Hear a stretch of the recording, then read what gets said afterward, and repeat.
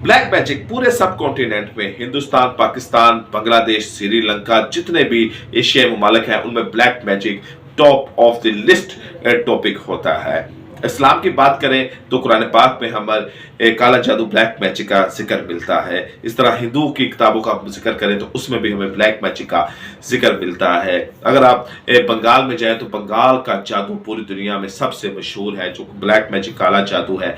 इसके बाद पाकिस्तान के हर दीवार के ऊपर आपको किसी न किसी आमल बाबा का फोन नंबर या एड्रेस जरूर मिलेगा। इसी तरह हिंदुस्तान में भी जो ब्लैक मैजिक के बाबे हैं वो बड़ी आबोताब के साथ रहते हैं और उनका जो टंका है वो बोलता है। अब ब्लैक मैजिक सीधा सीधा शैतानी ताकतों से ताकत लेने का एक इल्म है और जो अल्लाह के बंदे होते हैं वो रूहानी तौर पर इन शैतानी ताकतों का मुकाबला करते हैं। अजय देवगन की फिल्म शैतान ब्लैक मैजिक के हवाले से अब तक की सबसे बेहतरीन फिल्म है। सस्पेंस और थ्रिलर से भरपूर फिल्म और ऐसी फिल्म के जो आपको एक सेकंड के लिए भी नजरें हटाने नहीं देती। अगर आप स्टोरी मिस भी कर जाएंगे तो फिर आपको अगली स्टोरी समझ नहीं आएगी, और अगर आपने मिस कर दी तो आप उसको रिवाइंड करके जरूर देखेंगे कि इसके पीछे क्या हुआ था। इसमें जो विलन दिखाया गया है वो ब्लैक मैजिक के जरिए लड्डू खिलाता है अजय देवगन की बेटी को, फिर उसको अपने कब्जे में कर लेता है। फिर अजय देवगन की जो बेटी होती है वही कुछ करती है जो वो शैतान जो का ब्लैक मैजिक का माहिर होता है वो कहता है। वो उसके घर में जाता है, वहां पर उस बेटी के ऊपर, मैं आपको पूरी स्टोरी नहीं बताऊंगा ताकि आपका इंटरेस्ट जो है वो खत्म ना हो, उसकी लड़की को अपने वश में करता है। फिर कहता है अजय देवगन कहता है उसकी बीवी को कहता है अगर तुम अपनी बेटी मुझे दान कर दो तो फिर मैं जो तुम्हारे मामलात हैं वो ठीक हो जाएंगे, वरना तुम्हारे बेटे को मार दिया जाएगा, तुम्हारे ये होगा वो होगा, और बच्ची को तकलीफ देता है। आखिर में अजय देवगन वो इजाजत दे देता है कि वो शैतान के साथ चली जाती है। उसके आगे क्या वो आप स्टोरी देखेंगे तो आपको पता चल जाएगा, काफी इंटरेस्टिंग स्टोरी है। लेकिन ब्लैक मैजिक क्या वाकई एग्जिस्ट करता है और इसके ऊपर जितनी फिल्में बनी है, इसके ऊपर जितनी किताबें लिखी गई हैं, तो ये शैतानी ताकतों से सीधा सीधा जो शैतान को खुश करके ऐसे गंदे और घिनौने काम किए जाते हैं। अब अगर पाकिस्तान की बात करें तो यहाँ पर जो काले इल्म करने वाले लोग होते हैं, और हिंदुस्तान की भी बात करें, बंगाल की भी बात करें, बल्कि जहाँ पे भी काला जादू होता है, अफ्रीका में भी तो काला जादू कायदा तौर पर एक मजहब की शक्ल इख्तियार कर चुका है। तो अगर यहाँ की बात करें, सब कॉन्टिनेंट की बात करें, तो यहाँ पर जो जितना ज्यादा गंदा होगा उसका उतना ही काला जादू ज्यादा पुर असर होगा, उतना ज्यादा ही असर करेगा। काले जादू में सबसे पहले आपको गंदा रहना होता है, गंदी और गलीज चीजें खानी होती है।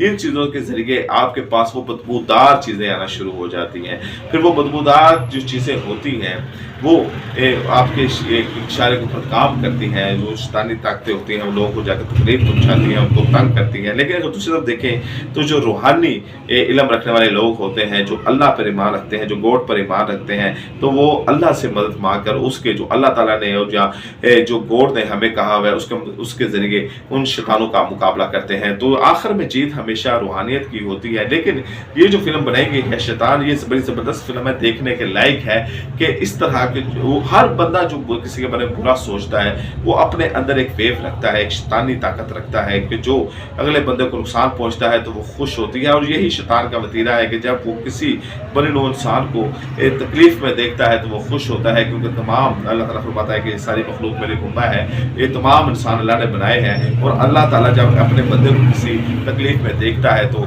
जाहिर बात है कि वो जब बंदा खुद की प्रोटेक्ट हो, उसको तकलीफ हो तो वो अच्छा महसूस नहीं होता। तो शैतान जब अल्लाह के बंदे को तकलीफ में देखता है या किसी बंदे के जरिए जो उसका शैतान का पैरोकार से तकलीफ पहुंचाता है तो फिर शैतान खुश होता है। और इसमें कोई ऐसा 2+2=4 वाला फार्मूला नहीं होता, ये सीधी सीधी नेगेटिव वेव्स होती हैं। मिसाल के तौर पर अगर कोई शख्स किसी के बारे में बुरा सोच रहा है तो शैतान उसकी मदद को आ जाता है और उस शख्स को हल्का सा नुकसान पहुंचा देता है, और वो जो सोच रहा था कि मैं इसका कैसे नुकसान पहुंचाऊं वो खुश हो जाता है कि शायद ये कुछ मेरी वजह से हो गया। हालांकि ऐसा कुछ नहीं होता। अल्टीमेटली पावर जो होती है वो सिर्फ अल्लाह ताला की पावर।